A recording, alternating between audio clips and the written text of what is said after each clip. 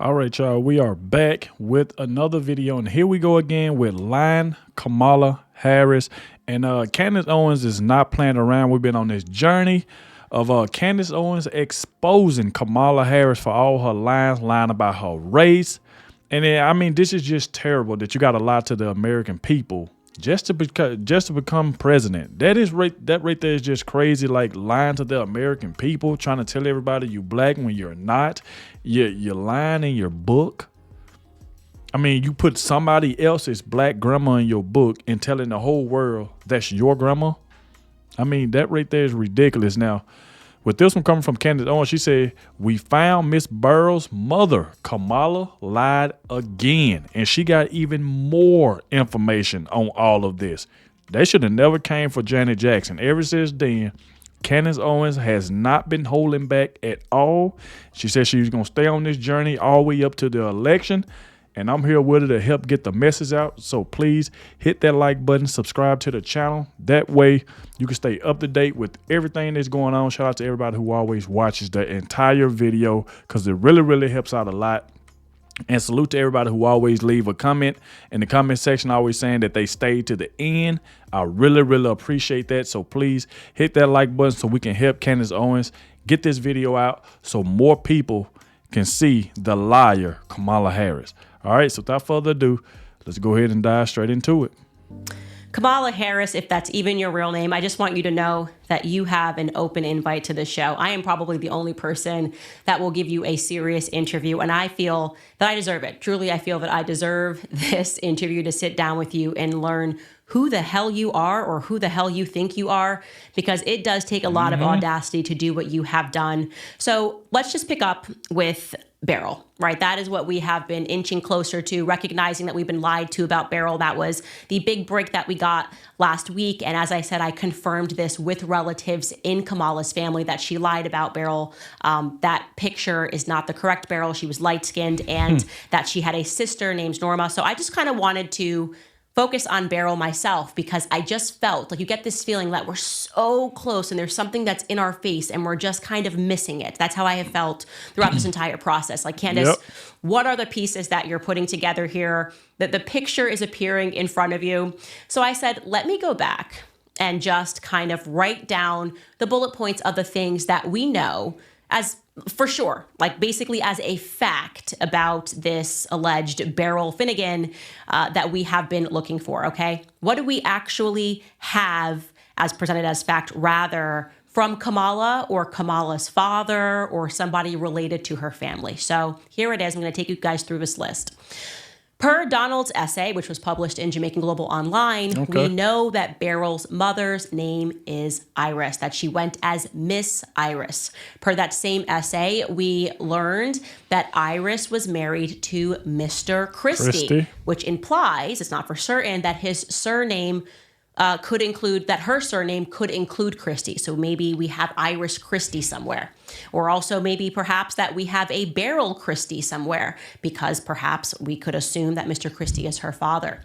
What we know as an established fact from Donald's essay is that Iris and Mr. Christie ran a cane farm near, and I don't know if I've been saying this right, but I've been saying Ainan Town, or maybe it's Enan Town. That is, again, what he put in his essay. He also let us know that Beryl's mother, Iris, was involved in the church. We then knew, per Dorothy's memories, that Beryl was extraordinarily lighter than Kamala Harris.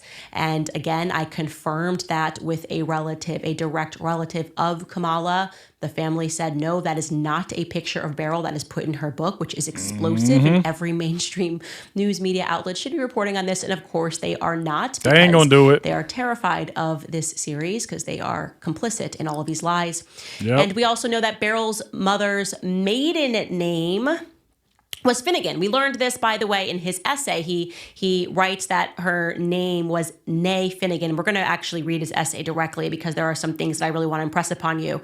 And lastly, as I said earlier, we know that she had a sister, that sister's name is Norma, and that Norma was even whiter than Beryl was. That has been confirmed by relatives. Okay. Now I want to jump into focusing on what specifically Donald wrote in his piece, because I had to just keep rereading it and keep rereading it for clues until finally it jumped on me. I'm taking you guys on the journey that I have been on over the last few weeks.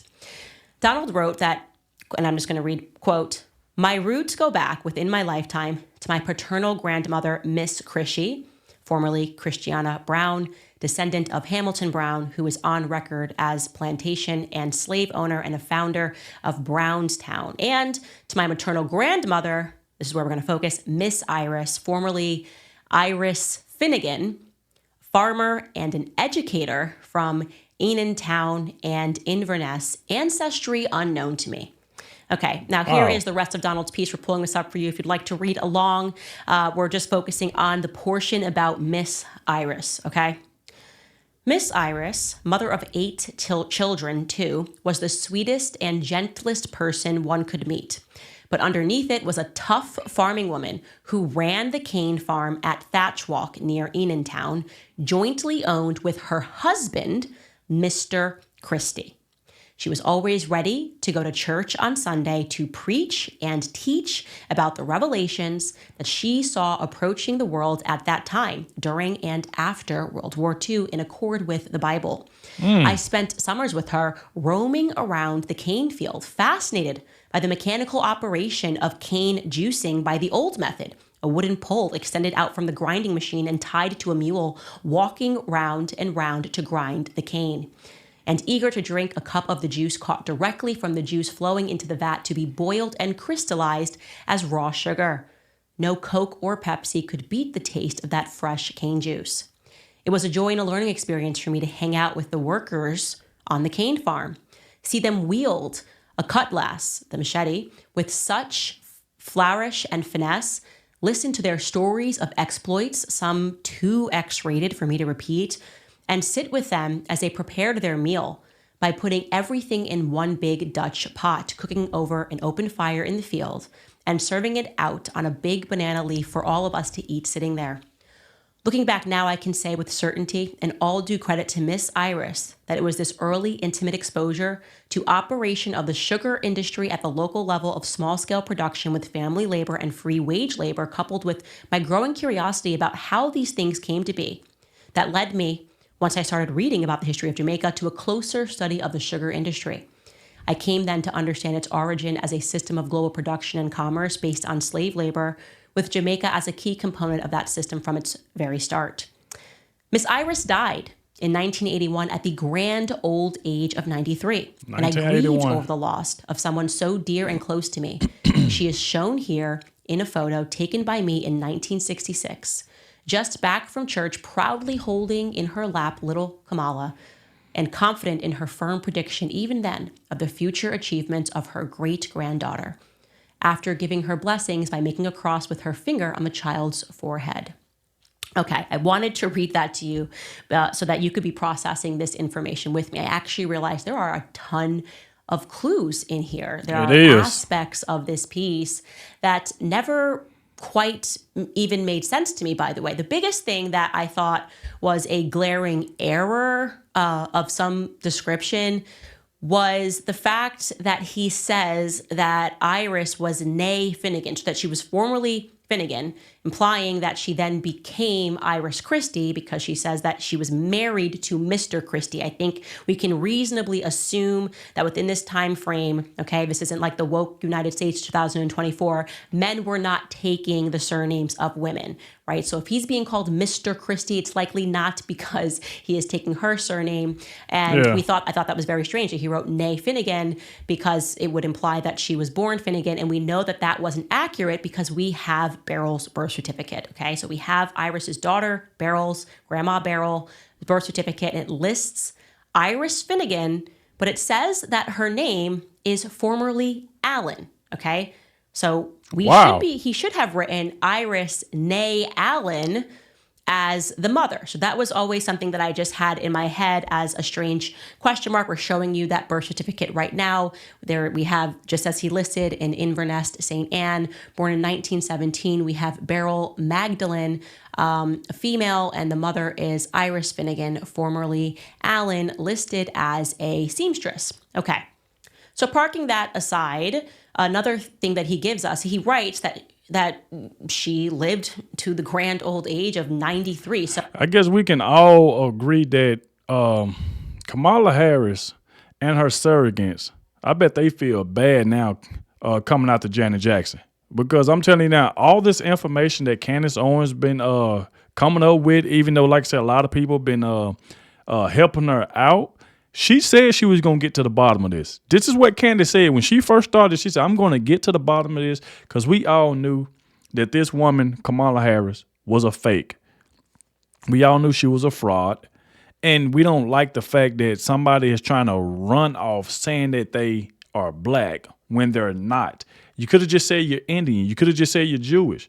People will respect it. But when you go to trying to tell a lie and then trying to use that lie to con black people to come to your way and to vote for you is just not right.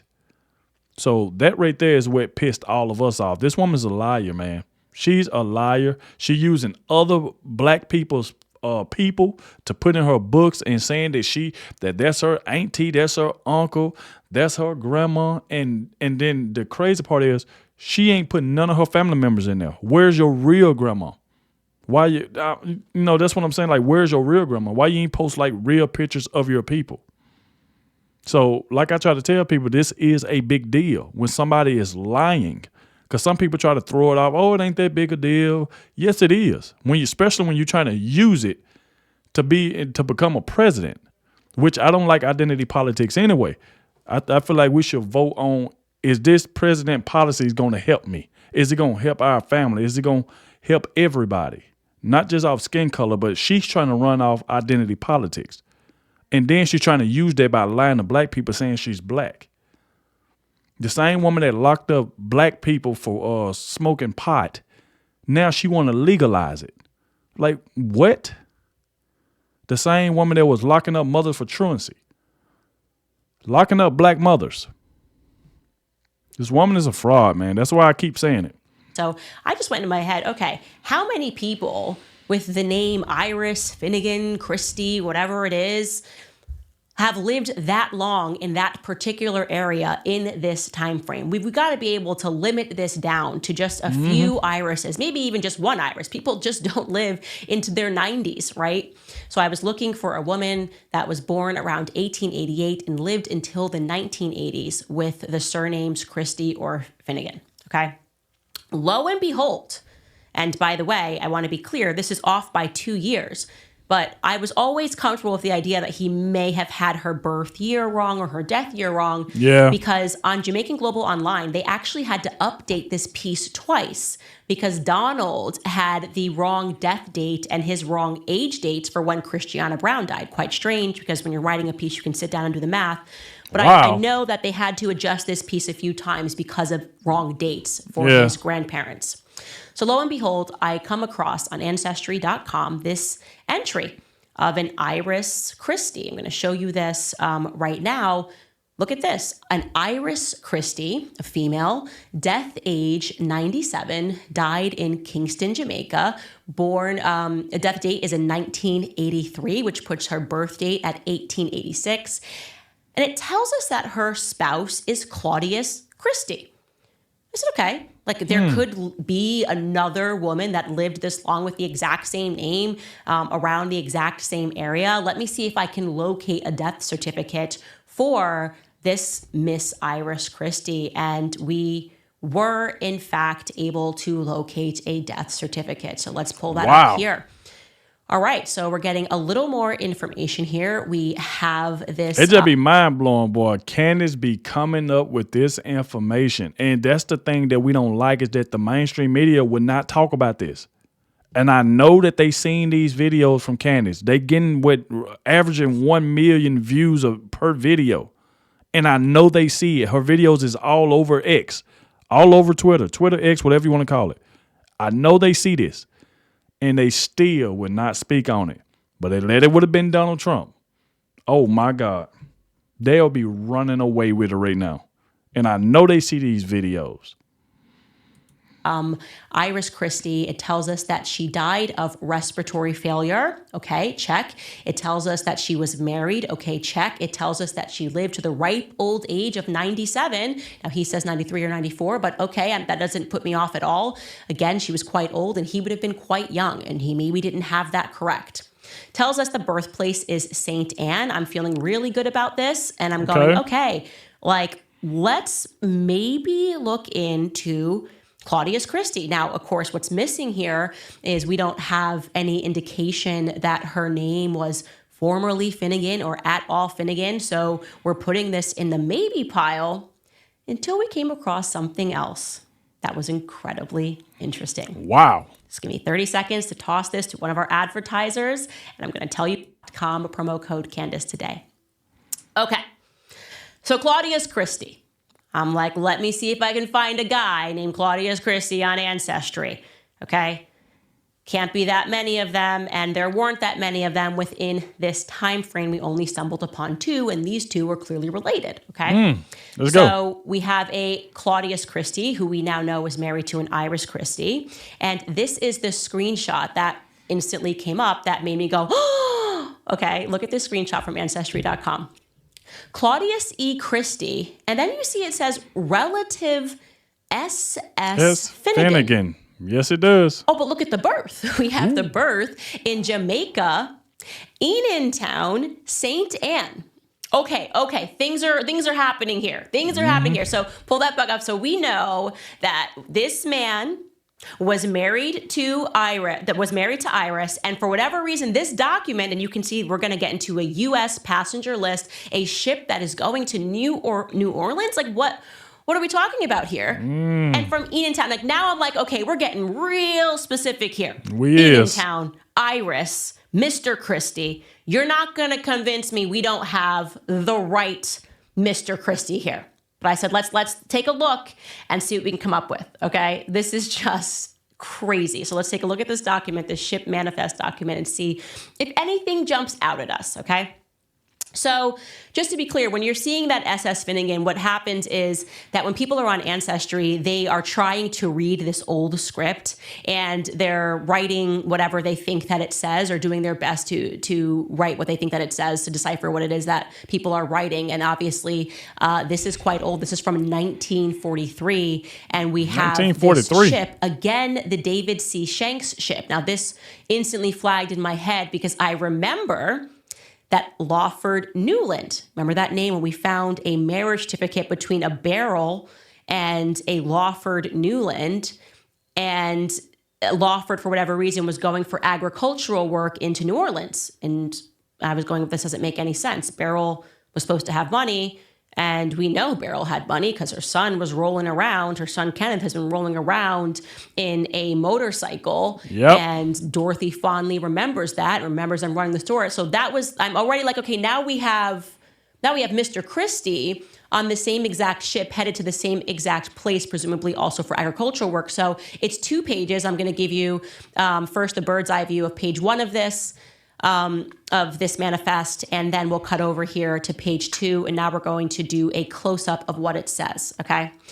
So there you can see that we have 2 Claudius Christies, and they are traveling together, and it says Claudius Christie 33, that's the age, Claudius Christie 24, 24 and then you years. can see Okay. in the further column that it lets us know, yes, he is from Enentown, St. Anne, Jamaica. Okay. Now, if we get to that second page, and this is exactly how we did it today too, I went, okay, that person wrote SS Finegan, but I don't see SS Finegan, right? I see maybe JJ Finegan. I asked Mark, my director, he's like, yeah, no, I see JJ. I don't think there's anybody that makes an S like that in cursive. So we're going, okay, well, interesting. But actually, like 2 what I find J's. more interesting is that next to it, in parentheses, it says what I believed was friend. I'm going, wait a second. This guy is married, okay? He's married to Iris. This shouldn't be a friend of his. This should be some sort of a relative. We again see Eatontown, St. Anne, Jamaica. And beneath it, I can't make out who his father is. Looks to me to say like Jamie Christie might be the father. But I'm going, why would J.J. Finegan, and maybe I'm just reading the cursive wrong, be listed as a friend? And then I said, wait, what is this column in general? Like, what is this column asking for them to fill out? And here's what the top of that column says. It says the name and complete address of the nearest relative or friend in the country whence the alien came, or if none there, then in the country of which a citizen or subject. So he has put down that he's got a friend. I don't know if this is like to vouch for. It's just writing down a friend would be this JJSSTT. We don't really know, but we've got a Finegan friend, and this math is not mathing. Furthermore, on this document, this Mr. Christie is listed as a Black Negro. Now, why is that relevant? Well, it's relevant because Donald Harris has provided us with a photo of his wife, Miss Iris Christie. Okay? Miss Iris, is very much Black, very, very dark-skinned, the woman that is holding Kamala Harris. And now we are being told, informed by the ship manifest, that her husband was also a Black Negro. And I am not saying that I am a geneticist. I am not saying that I am 23andMe, but I've been around. I've been around enough to know that two Black Negroes cannot produce a white Norma or an Irish-looking Beryl. There you go, because when you start thinking about it, you like, whoa, something ain't right. And that's the reason why I said when we start seeing like these pictures in her books, we're like, this woman, like this older woman, when she said that was her grandma, the woman ain't even looking at the person. Because, normally if a grandma is holding a baby, they'll at least be holding the baby and be like at least looking towards the baby. Wait, this woman, like she's just looking like out somewhere else while a person is on the side taking a picture. It's like it's no affection there or something. It seemed like they just told her, hey, hold the baby and let me just take this picture. So what Kamala Harris should have did was she should have just said, this is not my real grandma, but this woman was like a grandma to me. But when you go to saying that was my grandma, and then you got other people listening in your book saying like that is your auntie, that is your uncle, then it comes to the point like, okay, something is fishy here. You are telling a lie. And we know that this woman lies. She's doing it now on TV. She tell lies every single day. If Kamala Harris lips moving, they lying. If they moving, she is lying. And we know it. And we getting to the bottom of this, but I mean, so far, Candace have not been playing around. Should never came for Janet Jackson. I'm going to keep saying that as well. What the heck is going on here? Also, just like I said about Lawford Newland and Beryl, typically people who own and operate farms and are operating stores are not out here on ships to America looking to pick up work, agricultural work with their sons or their relatives. So I said, can we find Claudius's birth certificate? Okay, can we find Claudius? Maybe Claudius had money, I don't know, and then gave it to his wife, and then she gave it to Beryl. Like, who is this Claudius Christie? And here's what we came up with. Yeah, here's Claudius's birth certificate. Claudius was born in 1895, so that makes sense, having married Iris. And it tells us that his mother's name is Emily Christie and that she was a laborer. Gosh, where so many laborers? Where is all of this money coming from? You guys, what are we to make of this? I will tell you what. It's just so much. I think I was correct from day one. Yep. Okay. What they have done is they have merged identities. Okay. I very much believe, on the basis of what Donald wrote in his piece, that he knew the identity of the people who worked on the farm. He did. He tells you. He ran around. They told him the stories. Like, okay. So he knew these workers. He knew these agricultural workers. And there's no doubt in my mind that he had a real relationship with them. Such a real relationship that I believe that Donald Harris merged the identity of the people who worked on the farm and the people who owned it. I believe the people who owned that farm are his true grandparents. Okay. Yep. I think Kamala's great-grandmother was Ora Iris Allen, okay? not Nay Finegan. I believe it is Nay Allen, that she was Aura Allen. And I know and now believe that he told the truth about her love of preaching the Bible, because now that I had that in my mind, I said, let me just look up Aura Allen. Let me look up Aura Allen. We're looking up Aura, Christie, look at all this stuff. What about just Aura Allen? And would you believe that we were able to stumble upon an Iris Allen multiple times in the Kingston Gleaner as an evangelist for the New Testament Church of God, Cambridge St. James. We're going to show you that piece right here.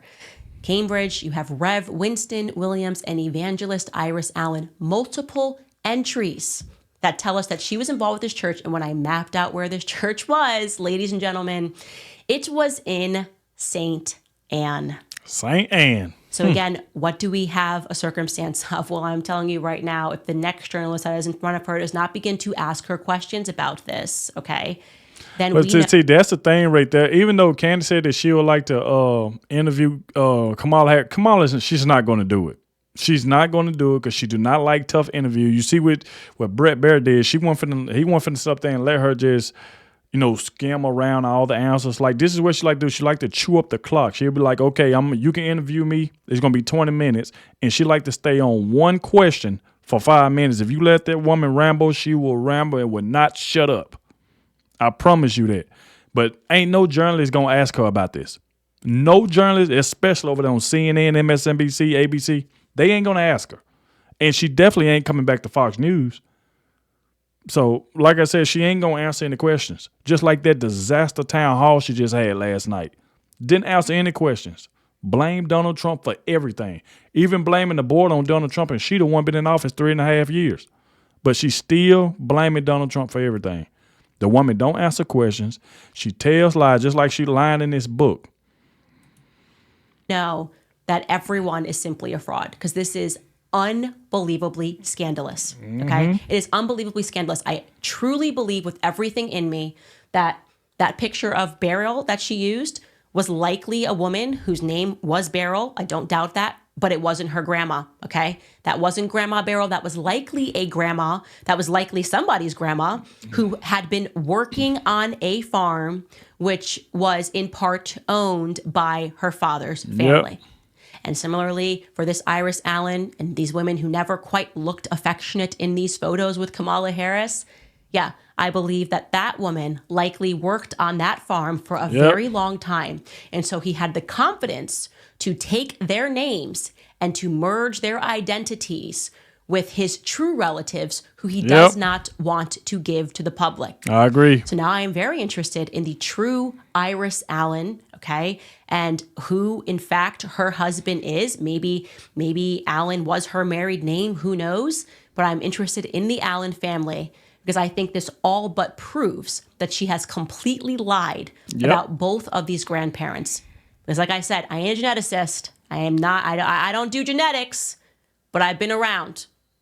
And you just cannot tell me that two Negro blacks created a white Irish-looking woman and an even whiter woman who we have still yet to find. And that's all I'm going to say on that topic for right now. Salute to Candace Owens. Like I said, make sure y'all go subscribe to Candace Owens' channel. I will leave the original video to this right here down below in the description. Like I said, go to her comment section, let her know that Adogg sent you. Obviously, like I said, Candace Owens is not going to stop. We still got about 12 days left before the election. And we got to get this information out there. For one, the mainstream media is not going to talk about this. And I know they see Candace Owens videos. She getting, like I mentioned before earlier, she getting like averaging at least 1 million views of video every time she go on this subject. The more information she find, and I know the mainstream media sees it, but they're gonna act like they don't. And like I mentioned before, Kamala is not gonna come on for an interview. She's not going back to Fox. She gonna stay over there where she feel like it's safe at. She gonna stay over there for where she know people is not gonna ask her any questions. They're just gonna let her give word salad and not answer questions like she been doing. So like I said, y'all let me know in the comment section what y'all think about this. Salute to everybody who stayed to the very end.